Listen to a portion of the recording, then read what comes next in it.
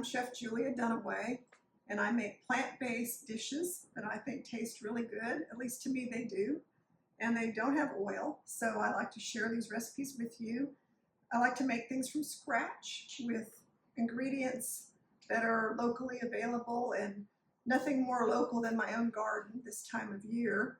So I've been making these different soups, and last week I made a really good soup. I just called it my summer garden soup, and I wrote down what I was doing when I was making it, and I started thinking, I can make this soup in so many different ways depending on what's available in my own garden and in the store right now, because this time of year, right now it's late May, I know for the next few months we'll have so much beautiful produce. So for example, today I went out and picked some fresh zucchini and yellow squash, and that's going to be in the soup. And I'm growing tomatoes and peppers. These are not from my garden yet. It's not time yet. But you know, I have garlic, onions, peppers, tomatoes, all kinds of zucchini and squash in my garden. And I had some leftover Yukon Gold potatoes from another recipe. So I had like a bag of potatoes in my pantry that I like to use. Always have plenty of carrots. I didn't grow these, but sometimes I grow carrots, but not this year. But I like these fresh carrots that still have the greens attached to them. So, you know, these are all typical vegetables I might have available, as well as greens. I have a lot of kale growing in my garden. I have this Siberian kale, and then I have premier kale and some curly leaf kale like you find in the grocery store. And I've just torn it up roughly because my kale, being from the garden, it seems a lot milder than a lot of store-bought kale because it's so fresh and young. So we can put this in toward the end of the soup right before we're ready to serve it, and it tastes really good, but it tastes okay once it's cooked in there too. And then lastly, I have fresh herbs. So I have an herb garden, and I went out and picked basil, thyme, chives, cilantro, parsley, some marjoram, and those are the herbs I'm going to use in my soup today. Now, the other day when I made this last week, I used some rosemary, and I also have sage. I have a bunch of other herbs, tarragon, and I thought the rosemary was a little strong and overpowering, so I'm not going to put rosemary in this time. So I'm only using the herbs I mentioned. However, if you like the taste of rosemary and tarragon and stronger flavored herbs, you can use any herb in my soup. So this kind of becomes a master recipe for soup. And the other thing, I'm going to get my heat on here. Here, I'm going to actually use my bigger burner. So another thing about this process is, those of you who follow what I do, it's a whole food, plant-based, no oil way of eating.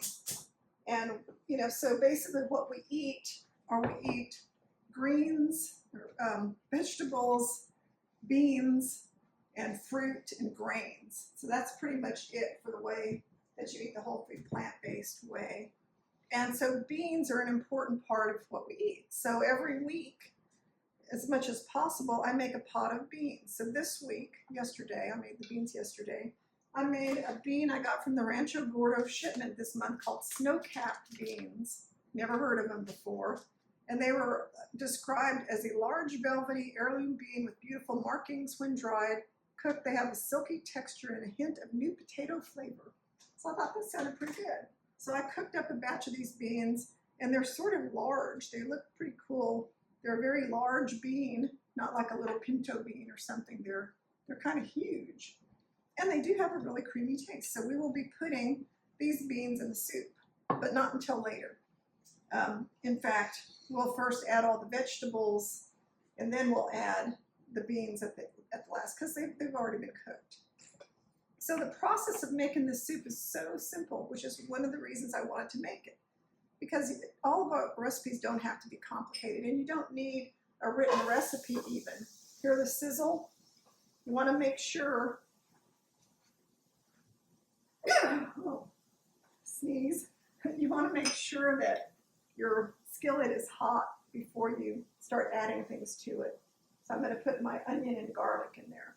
Not super hot, but medium high. Because if you just add your onions to a warm skillet or a cold skillet, they're not going to really brown.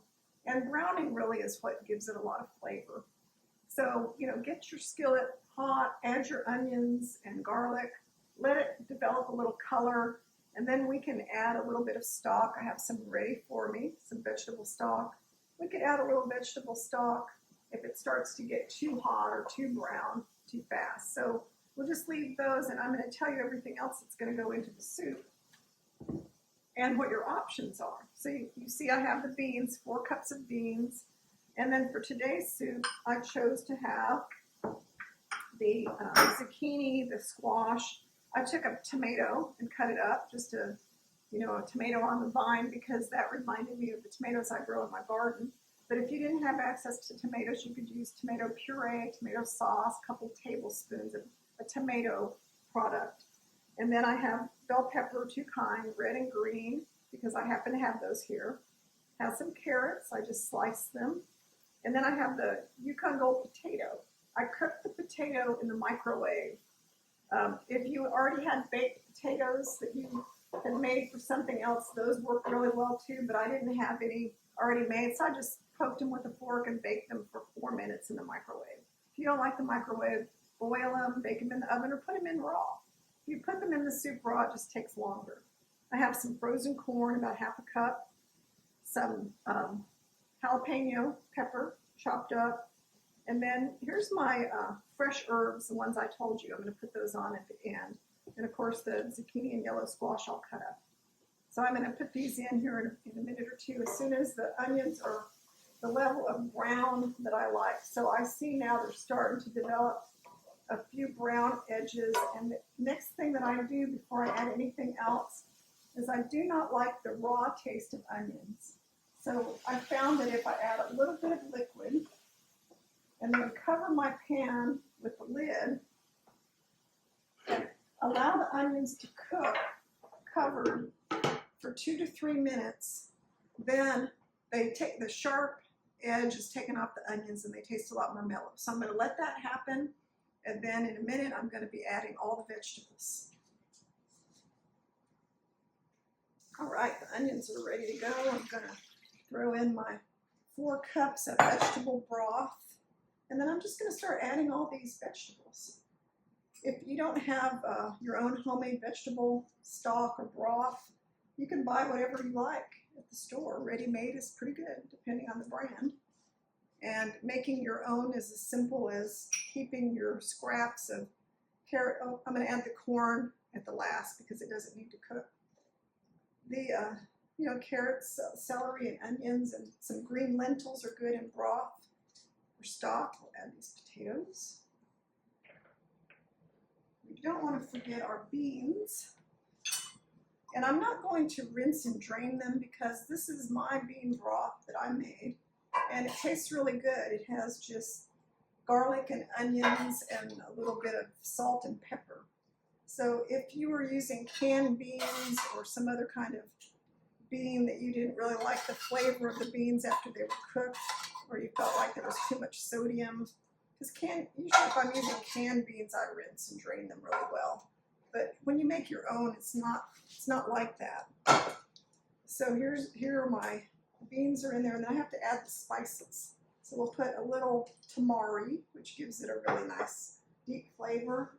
I have about 1.5 teaspoons of Costco no salt seasoning, but you can use any seasoning blend. Just a little bit of kosher salt, Mexican oregano, red chili flakes. And that's it. Now we'll bring it to a boil and let it simmer for about 20 minutes, and then we'll come back and finish the rest of it. Okay, so the soup has been simmering for about 20 minutes, and in fact it hasn't even been that long.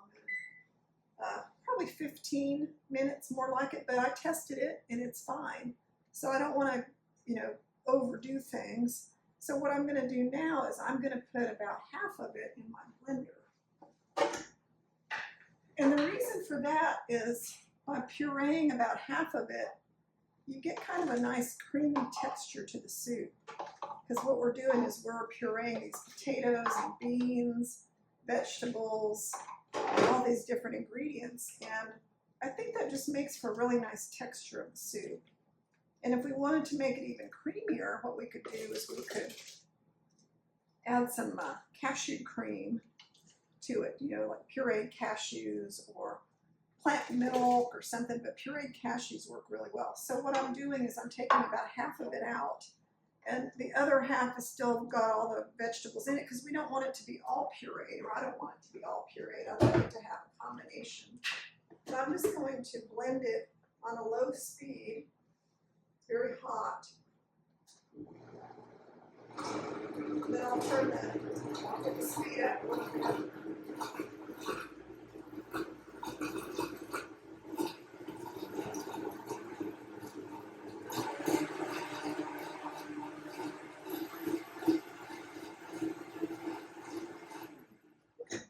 It doesn't have to be perfect because it's going back into the chunky soup. But you can see that what I've got here is a thick, almost like a thick broth. And that's what happens when you take all these pureed ingredients and then add them back in. So then what we've created is a soup that's a lot thicker. It's not so watery. And now we can add that corn, because don't add the corn too soon. Corn will just kind of get tough. So now we've got the corn, and then we can add, I'm not going to add a lot of these greens. I'm just going to put in like a handful, because some members of my family are not big green eaters, and if there are too many greens in there, my husband, he'll say, ew, what are all those greens? So we'll just keep those at a minimum. But when I get ready to reheat it for myself, I'll definitely add a lot more greens to it. I'll just take some, heat it in a small pan, and put a ton of greens on there. So then all we have left to do is make myself a bowl. And then, and this actually thickens up quite a bit. By the next day, it's going to be a lot thicker. Then for the fresh herbs, you can either put the fresh herbs in the soup, so we can put a few in there. Let's put a couple spoonfuls in our soup, and that will boost the flavor. But I don't want to put too many because sometimes the fresh herbs can be a little overpowering. But I'll put just a little bit on my soup because I like them, but not everybody does. And then, of course, always put a little freshly ground pepper, if you like pepper, on your soup. And then, last but not least, we can taste it. And of course, I've had my soup before, so I'm pretty sure I'm going to like it, but it doesn't hurt to test it. Just as good as I knew it would be. So I hope you make this soup. Just remember, you can take any kind of bean, any kind of vegetable, summertime, vegetables from the garden, any kind of herbs. All you need is some vegetable broth. I use some grocery store seasoning, such as organic no salt seasoning, tamari, oregano, little red pepper flakes. Everything will be in the show notes in the recipe. This is a good master summer garden soup recipe. So I hope you subscribe to my channel, make this delicious soup. To me, this is a staple, something I would eat every single week and keep making it over and over again, freezing it, putting it on baked potatoes, on rice, eating it as a soup, all kinds of different things. So I hope you make this recipe, and thanks for watching.